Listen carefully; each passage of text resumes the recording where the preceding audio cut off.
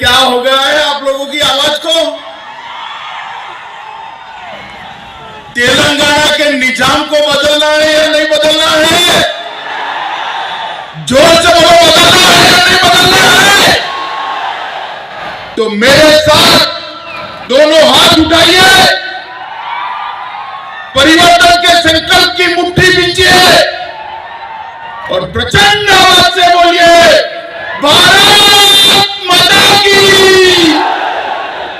भारत माता की। मंच पर उपस्थित भारतीय जनता पार्टी के प्रदेश अध्यक्ष श्रीमान बंडी संजय कुमार जी,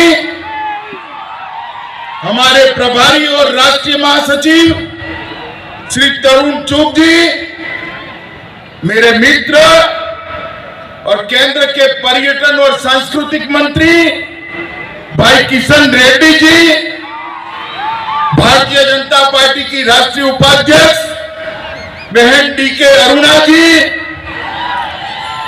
डॉक्टर के लक्ष्मण जी, हमारे वरिष्ठ नेता तेलंगाना के ही श्री पी मुरलीधर राव जी, श्रीमान सुधाकर रेड्डी जी, श्री जितेंद्र रेड्डी जी,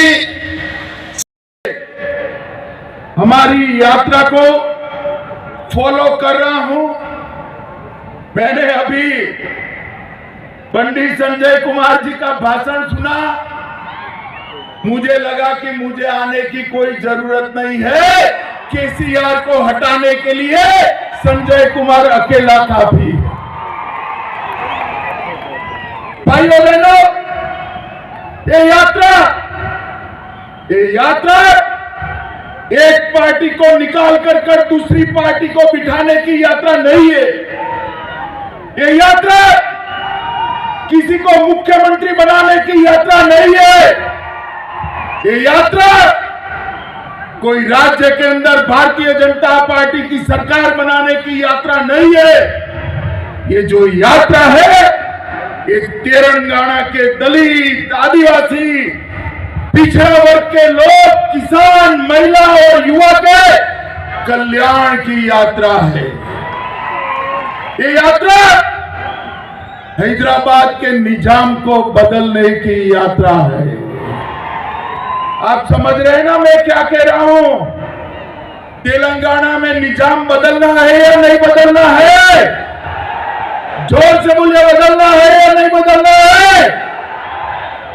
ये यात्रा उनको श्रद्धांजलि की यात्रा है जिन्होंने रजाकारों से अपने तेलंगाना राष्ट्र को मुक्त कराकर भारत मां के आंचल में लाने का काम किया।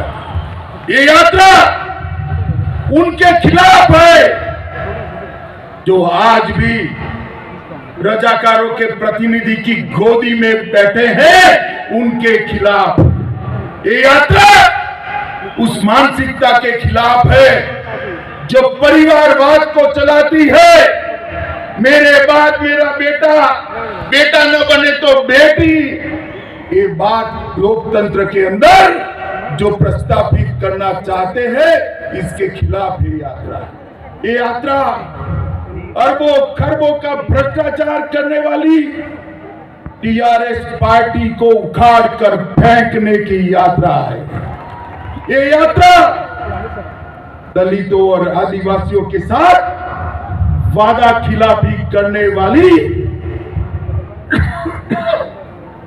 टीआरएस पार्टी को उखाड़ फेंकने की यात्रा है। और ये यात्रा तेलंगाना विमोचना दिन को मनाने का वादा कर मजलिस के डर से डर जाने वाले मुख्यमंत्री चंद्रशेखर राव को उखाड़ कर फेंकने की ये यात्रा है। और इसीलिए मैं यात्रा के अंदर आया हूं। मैं जब यहां आया हूं तब देश की ओर से, पूरे तेलंगाना राष्ट्र की ओर से हमारे प्रथम गृह मंत्री सरदार वल्लभ भाई पटेल को प्रणाम कर श्रद्धांजलि देना चाहता हूं। जिनके कारण आज ये राज्य, ये राष्ट्र भारत मां का अंग है। आज मैं स्वामी रामानंद तीर्थ, पंडित नरेंद्र, सुरावरम प्रताप रेड्डी, श्री दशरथी रंगाचार्य और पीवी नरसिम्हा राव को भी श्रद्धांजलि देना चाहता हूं। मित्रों, ये यात्रा में धूम धकती धूप के अंदर चंद्रशेखर राव ने जब आंदोलन चल रहा था, तेलंगाना विमोचन दिन मनाने का वादा किया था या नहीं किया था? जोर से बोलो, किया था या नहीं किया था? मनाया क्या? मनाया? मनाएंगे भी नहीं, क्योंकि मजलिस से डरते हैं, वो मजलिस की गोदी में बैठे हुए, गोदी में। मगर युवाओं, आप में दम है, आप में जोश है, आप में ताकत। मजलिस और चंद्रशेखर राव दोनों को एक साथ उखाड़ कर फेंक दीजिए। हम तेलंगाना विमोचन दिन मनाएंगे, हम किसी से नहीं डरेंगे। भारतीय जनता पार्टी मानती है कि निजाम और रजाकारों के अत्याचार से जिस दिन तेलंगाना को मुक्ति मिली, वो दिन न केवल तेलंगाना, न केवल निजाम का शासन कर्नाटक और महाराष्ट्र, पूरे देश के लिए ऐतिहासिक दिन है। मित्रों, पूरे देश के लिए ऐतिहासिक, और ये मनाने का काम हम करेंगे। मित्रों, ये टीआरएस की सरकार का निशान क्या है? गाड़ी है ना? गाड़ी है या नहीं है? मोटर है या नहीं है? अरे समझ रहे हो या नहीं समझ रहे हो? है ना? गाड़ी का स्टीयरिंग मालिक के हाथ में होता है या ड्राइवर के हाथ में होता है ना? हाँ या ना बोलो भाई? होता है ना? मगर ये टीआरएस की गाड़ी का स्टीयरिंग ओवैसी के हाथ में। आपको मंजूर है? आपको मंजूर है ऐसी सरकार? तो इस सरकार बदलने के लिए हम इस संघर्ष यात्रा लेकर निकले हैं। मित्रों, केसीआर ने पूरे राज्य को कर्ज में डुबा कर रखा और कहते हैं कि हमें और कर्जा चाहिए। क्यों भाई? बेटे बेटी की भलाई के लिए। न जाने कितने स्कैम आपने किए हैं, मगर आपका पेट अभी भी नहीं भरता है। मित्रों, मैं आपको बताने आया हूं, तेलंगाना सरकार ने ढेर सारी केंद्रीय योजनाओं को इंप्लीमेंट नहीं किया है। मोदी जी ने देश के 60 करोड़ गरीबों के लिए आयुष्मान भारत योजना की है, मगर तेलंगाना राज्य उसका 100% अमल नहीं करता है। मुझे बताओ, तेलंगाना राष्ट्र के आदिवासी, गरीब, पिछड़े क्लास के लोगों को 5 लाख तक का आयुष्मान भारत का स्वास्थ्य का फायदा मिलना चाहिए या नहीं मिलना चाहिए? जोर से बोलो। ये रोक कर बैठे प्रधानमंत्री फसल बीमा योजना, ये रोक कर बैठे प्रधानमंत्री आयुष्मान भारत योजना, ये रोक कर बैठे प्रधानमंत्री मातृवंदना योजना, ये रोक कर बैठे प्रधानमंत्री अन्न कल्याण योजना। पूरा अनाज मोदी जी प्रति व्यक्ति प्रति माह 2 साल से 5 किलो अनाज मुफ्त में भेज रहे हैं और 5 किलो अनाज 2 रुपये में भेज रहे हैं। उसके पर अपना और अपने बेटे बेटी का फोटा लगा दिया। वो समझते हैं कि तेलंगाना के लोग नहीं जानते हैं, मगर उनको मालूम नहीं है। आपको अब सब पहचान चुके हैं। चंद्रशेखर राव जी डिग्री टेम्परेचर के अंदर लगभग 760 किलोमीटर पैदल चलकर हमारे प्रदेश अध्यक्ष ने तेलंगाना की पग पग भूमि को पैर से नापने का काम किया है। और जब ये समाप्त होगी तब 2500 किलोमीटर 2500 किलोमीटर की पैदल यात्रा समाप्त होगी। मित्रों, आज हमने इस प्रजा संग्राम यात्रा में भाग लेने के लिए एक मिस कॉल सबको देना है। मैं जोर से बोलता हूं, सभी लोग अपना मोबाइल निकालो, जरा मोबाइल निकालिए जिनके पास मोबाइल है। अरे यार निकालो, हाथ ऊपर करो जरा, निकाला सबने? मैं नंबर बोलूं? पक्का 2 बार बोलूंगा। 6 3 5 9 1 1 9 1 1 9। अब दबाइए बटन। हो गया मिस कॉल। पंडित संजय कुमार को आपका समर्थन मिला है और ये लाखों लाखों जो मिस कॉल मिलते हैं वो हमारा हौसला बढ़ाते हैं। 2019 के चुनाव में तेलंगाना की जनता ने भारतीय जनता पार्टी को 4 सीट दी।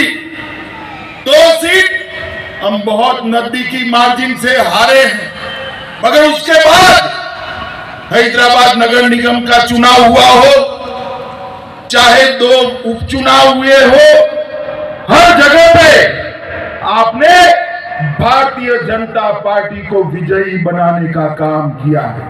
मित्रों, आज मैं तेलंगाना की जनता को याद कराने आया हूं। यही चंद्रशेखर राव तेलंगाना की रचना के वक्त उन्होंने वादा किया था, निल्लू निधुलू नियमकालू।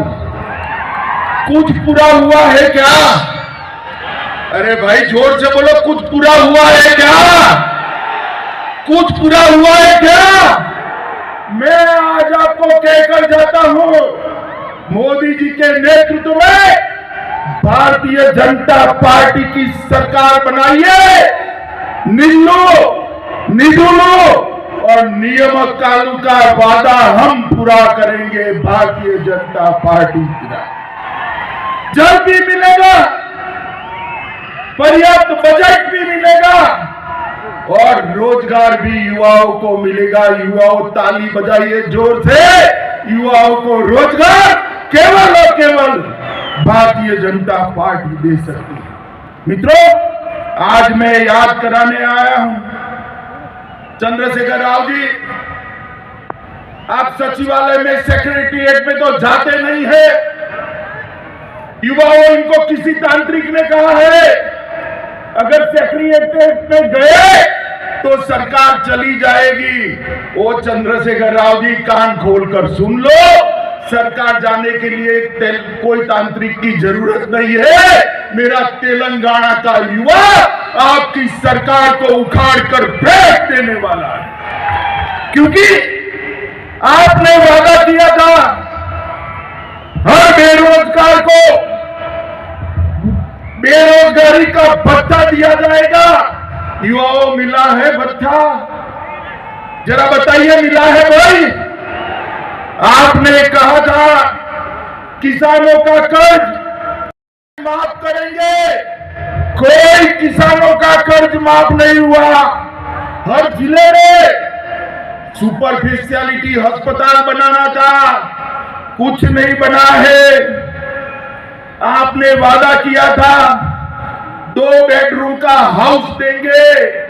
अरे 2 बेडरूम छोड़ो, प्रधानमंत्री हाउसिंग योजना को भी आप जमीन पर नहीं उतार पाए हो। आपने कहा था दलित भाइयों के लिए 50,000 करोड़ का बजट देंगे। चंद्रशेखर राव जी, कहां है वो बजट? आज मेरे तेलंगाना के दलित भाई आपके वादे के लिए पूछ रहे हैं। हर एसपी को 3 एकड़ भूमि देनी थी। 3 एकड़ क्या, 30 सेंटीमीटर भूमि भी आपने नहीं दी है। आपका वादा आज आपको याद कराने के लिए मैं कहा हूं। बीसी कल्याण के लिए, पिछड़ा वर्ग बैकवर्ड क्लास के लिए हर साल 1000 करोड़ देना था, जरा 100 करोड़ भी दिया हो तो आप हिसाब किताब कल की प्रेस कॉन्फ्रेंस में करिएगा। शिक्षकों की भर्ती, प्राध्यापकों की भर्ती आप शायद भूल ही गए हैं। हैदराबाद में 4 सुपर स्पेशलिटी अस्पताल बनाना था, वो भी नहीं बने। उल्टा उस्मानिया और गांधी अस्पताल की हालत आपने खस्ता हालत कर दी। आपने कहा था 73वें संशोधन को लागू कर पंच सरपंच को अधिकार देंगे, मगर आपको लगता है कि पंच सरपंच का मतलब बेटा और बेटी होता है। आपने आपके बेटे और बेटी को अधिकार दिया, पंच सरपंचों को अधिकार देने से आप भूल गए। मित्रों, इस तरह से वो एक भी वादा पूरा नहीं कर पाए। मैंने मेरे जीवन में 13 साल का था तब से सार्वजनिक जीवन में हूं, 57 साल हो गए। मेरे जीवन में इतनी निकम्मी और भ्रष्टाचारी सरकार मैंने मेरे जीवन में नहीं देखी है। मित्रों, ये निकम्मी और भ्रष्टाचारी सरकार है। तेलंगाना का युवा आगे आए, भारतीय जनता पार्टी के साथ जुड़े और उखाड़कर फेंक दो इस सरकार को, तब जाकर आगे किसी को भी मालूम पड़ेगा वादा खिलाफी नहीं कर सकते। मित्रों, लोगों का ध्यान भटकाने के लिए अभी कहते हैं मोदी सरकार ऑयल चावल नहीं खरीदती। चंद्रशेखर राव जी, पूरी दुनिया को आप उल्टा पुल्टा समझा लोगे क्या? तेलंगाना की जनता बहुत अच्छे से जानती है, नरेंद्र मोदी सरकार आने से पहले चावल का समर्थन मूल्य 1340 रुपये था। इसको बढ़ाकर मोदी सरकार ने 1940 रुपया किया और 11 करोड़ छोटे किसानों को हर साल 6000 रुपया दिया है। बॉयल चावल का जहां तक सवाल है, मैं आपको नियम समझाने आया हूं। आप भारत सरकार को दोषी मत बनाइए। चाहे बाजरा हो, जुवार हो, मक्का हो, रागी हो, गेहूं और चावल के अलावे जितने पेरिफेरल क्रॉप है वो बॉयल चावल को खरीदने की जिम्मेदारी भी आपकी है और आपको से नहीं बनता है, इस्तीफा दे दीजिए। भारतीय जनता पार्टी की सरकार बनेगी तब 1-1 किलो बॉयल चावल हम किसानों का हमारी राज्य सरकार खरीदेगी। आप खरीदना नहीं चाहते हो और आरोप मोदी जी पर डालते हो। मोदी जी ने अनेक काम तेलंगाना के लिए किए हैं। मित्रों, ये सरकार मोदी जी की योजनाओं के नाम बदलने के अलावे कुछ नहीं करती। मोदी जी ने समग्र शिक्षा अभियान करा, उन्होंने वही योजना को मोदी जी के ही पैसे से मना उरू मना बड़ी कर आज उसका चेहरा बदलकर अपना फोटो चिपकाकर, अपने बेटे का फोटो चिपकाकर तेलंगाना के लोगों के सामने रखा। क्या तेलंगाना के लोग नहीं जानते? वो जानते हैं ये पैसा नरेंद्र मोदी का जी ने भेजा है। 18,000 करोड़ रुपया नरेंद्र मोदी सरकार ने मनरेगा के लिए भेजा। आपने उसको हरि धर्म कार्यक्रम का नाम देकर आपकी और आपके बेटे की फोटो चिपका दी। क्या तेलंगाना की जनता नहीं जानती है ये हरि धर्म कार्यक्रम आपका नहीं है? ये हरि धर्म कार्यक्रम हमारे नेता और देश के प्रधानमंत्री नरेंद्र मोदी का है। मित्रों, प्रधानमंत्री आवास योजना उसका भी नाम बदला। नाम बदलकर मकान तो दे देते, मकान भी नहीं दे पाए। मित्रों, आज मैं एक बात बड़ी संवेदनशीलता के साथ कहना, भारतीय जनता पार्टी का अधिकार है अपने विचारों और अपनी आइडियोलॉजी को लेकर तेलंगाना राष्ट्र की जनता के सामने जाए। हमारे कार्यकर्ताओं की दिन दहाड़े हत्या हो रही है, मुझे बताओ भाइयों बहनों माताओं युवाओं, आप इससे सहमत हो क्या? जोर से बोलो सहमत हो क्या? जोर से बोलो सहमत हो क्या? एक चंद्रशेखर राव तेलंगाना को बंगाल बनाना चाहता है। आप बनाने दोगे क्या? बनाने दोगे क्या? बनाने दोगे क्या? भाइयों बहनों, उनको रोकना पड़ेगा। मैं आज भारतीय जनता पार्टी के सब कार्यकर्ताओं के कंधे पर हाथ रखकर कहता हूं, यहां बोलकर जाता हूं, साई गणेश को जो आत्महत्या करनी पड़ी है, हम सुनिश्चित करेंगे कि साई गणेश के हत्यारों को सजा दिलाई जाए, जेल के सलाखों के पीछे डाल दिया जाए। कब तक बचोगे? कितने साल बचोगे? एक दिन तो चुनाव के मैदान में आना ही है।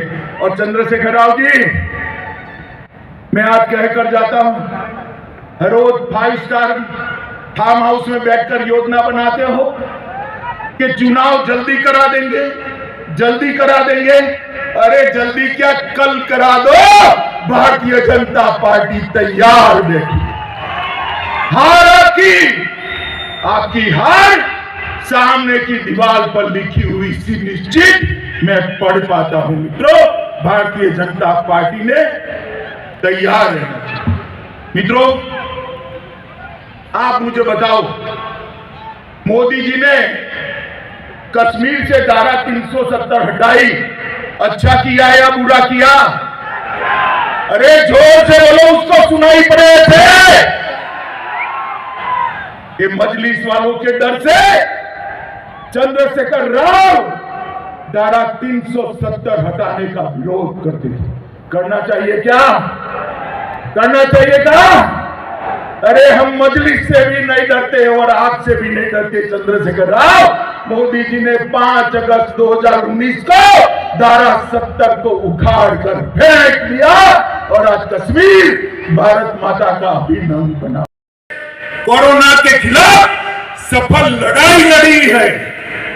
करोड़ों लोगों का टीकाकरण करा है, स्टार्टअप की शुरुआत की है, किसान, दलित और आदिवासियों के लिए, युवाओं के लिए ढेर सारे कार्यक्रम ले आए हैं।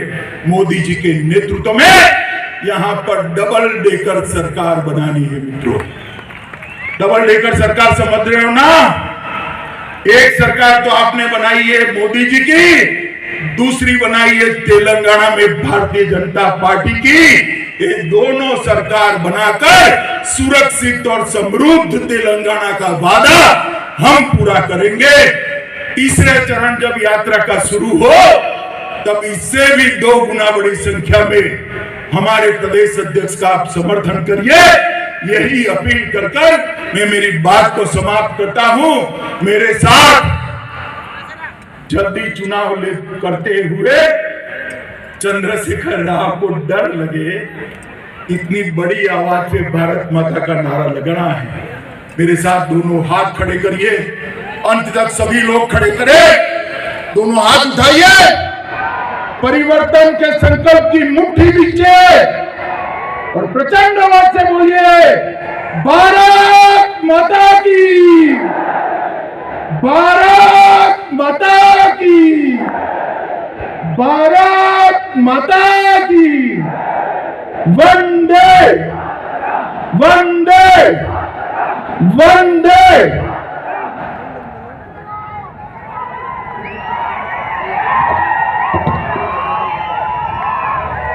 అమిత్ షా గారికి ధన్యవాదాలు.